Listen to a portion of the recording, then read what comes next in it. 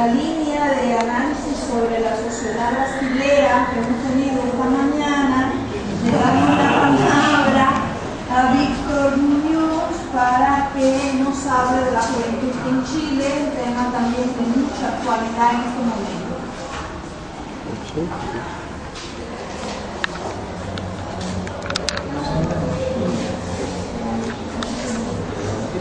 Bien, el título es La generación en la política y los movimientos universitarios chilenos.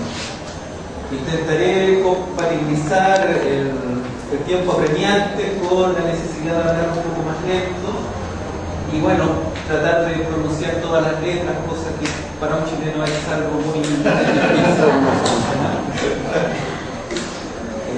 La idea de la ponencia es relevar el concepto de generación en el análisis de los movimientos estudiantiles chilenos.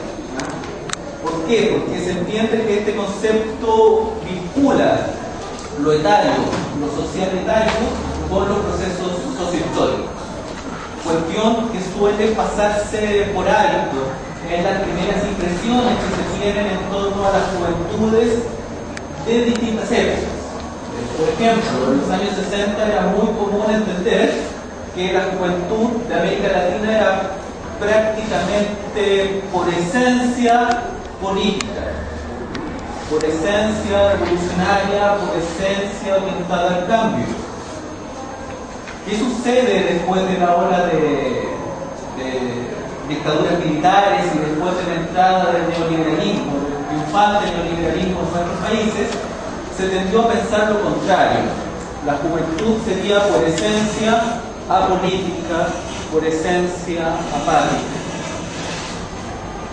La sorpresa que genera el movimiento universitario y estudiantil actual en Chile tiene que ver con que ninguna de estas esencias permite entender la coyuntura actual.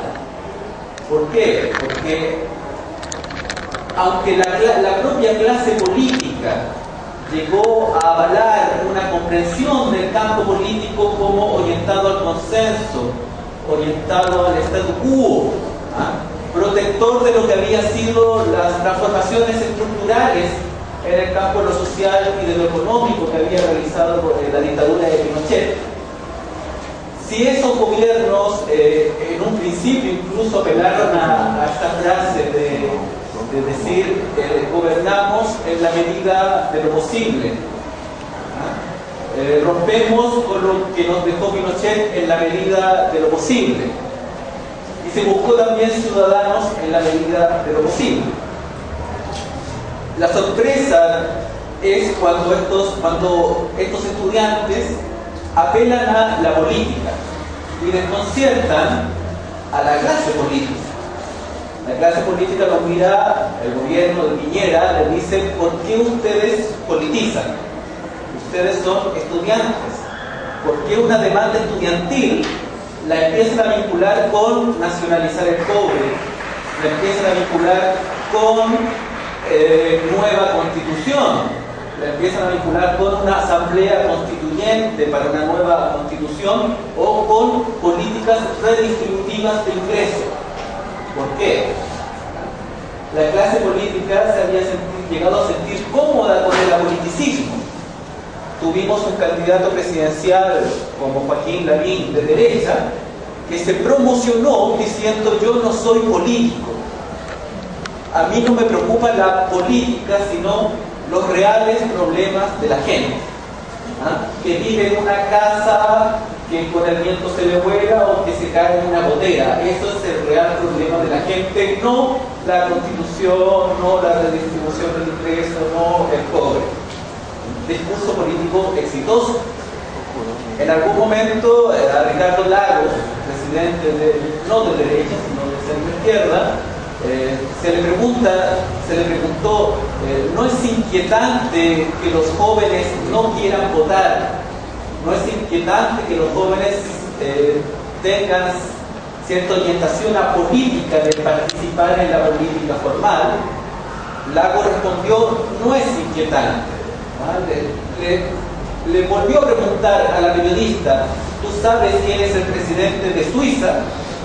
La periodista dijo: yo no sé. Bien, dijo Lagos, es posible que los suizos tampoco sepan, y eso no es malo. Si algún día nos preocupamos más de la selección de fútbol chilena que de la política, podría significar que las instituciones están funcionando.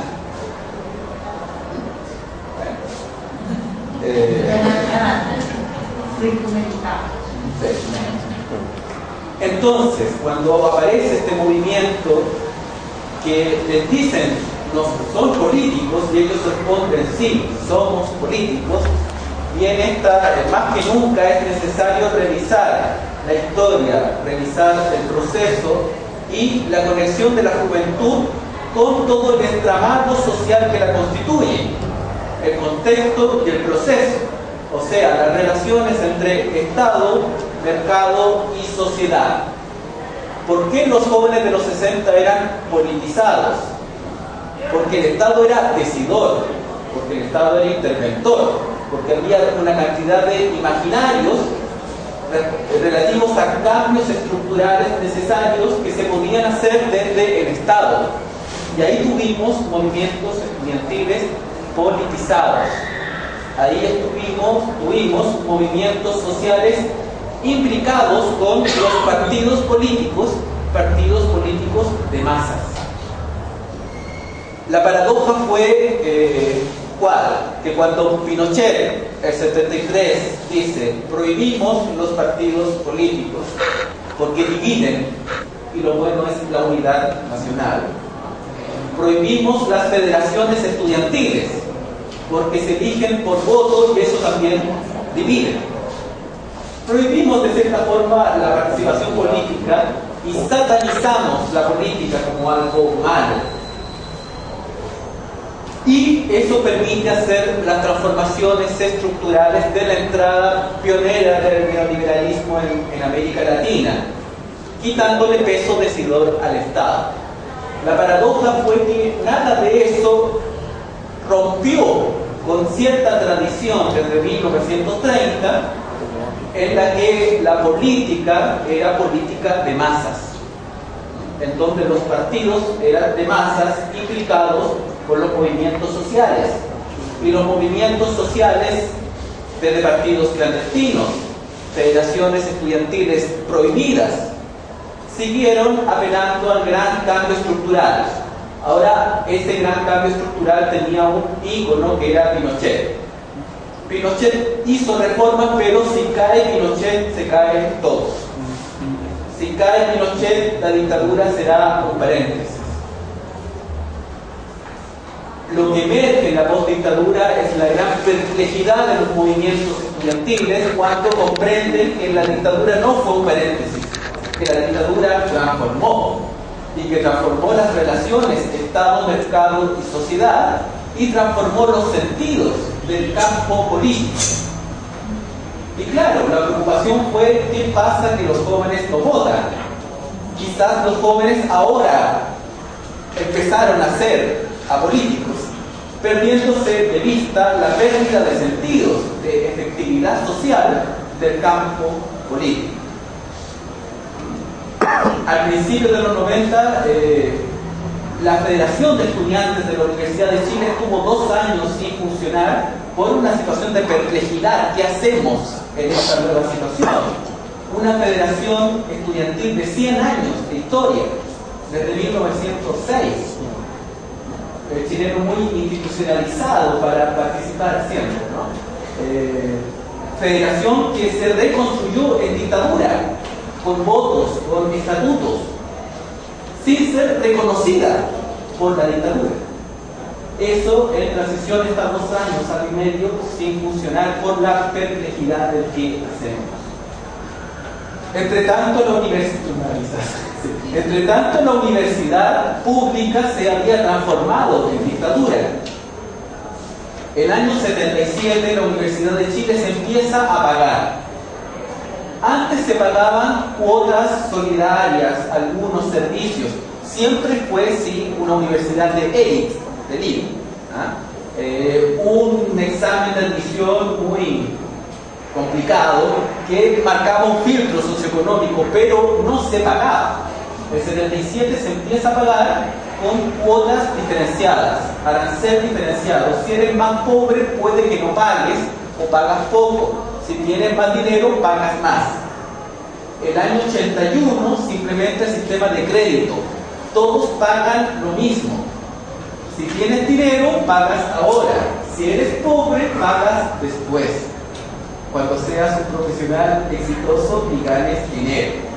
Si no terminas la carrera, pagas igual. Deuda. Años de deuda. Ante esa situación, los movimientos estudiantiles que se sabían de clase media, que se sabían más elitizados, su gran demanda en parte de la dictadura y su gran demanda en los años 90 no fue volver a antes de la dictadura, no fue volver a no pagar, sino fue volver al 77, fue volver a, si eres pobre, no pagas, y si tienes dinero, pagas algo o pagas, pero no la deuda. El agravio fue por la deuda. ¿Por qué? Porque los universitarios dijeron, no estamos en condiciones para subvencionar a la clase media y media alta y alta. Luego de la reconstrucción del movimiento universitario en Chile, específicamente desde la Universidad de Chile, fue posible eliminar ciertas trabas a la participación que había impuesto Pinochet, pero fue muy difícil atacar el tema del endeudamiento. Lo único que se pudo lograr el año 2005 fue garantizar, según un arancel de referencia, que no necesariamente es el arancel real, sino es una intención, ¿no? Es una conversión, pero no necesariamente real. Las universidades cobran más que el arancel de referencia. En 2005 un movimiento estudiantil logró, en acuerdo con el gobierno, que el 40% más pobre tuviese gratuidad, el 40% más pobre de Chile, que fueran estudiantes, tuviesen gratuidad según el arancel de referencia. Lo que se pasara del arancel de referencia fuera para crédito. Ahora, en la Universidad de Chile, tremendamente elitizada, aquellos que eran del 40% más pobres eran de ahí que cuando triunfa la derecha pagando la concertación, los costos de cierto desprestigio por no haber cambiado completamente buena parte de esto que agraviaba a la sociedad civil, empieza a emerger esta idea de cuestionar. Y los estudiantes dicen, ¿y por qué no cuestionamos todo? ¿Por qué no cuestionamos los fundamentos de todo esto? Y de ahí esa politización radical de decir reforma tributaria, nacionalización del cobre, porque es un movimiento de clase media que siempre si les dicen que pagan que el 40% tiene algo de eso no significa nada, y es una clase media tremendamente endeudada, a la fuerza politizada. Y de allí la gran disyuntiva que hoy tiene Chile de cómo compatibilizar una sociedad civil que se politiza ante un ordenamiento político que se había despolitizado.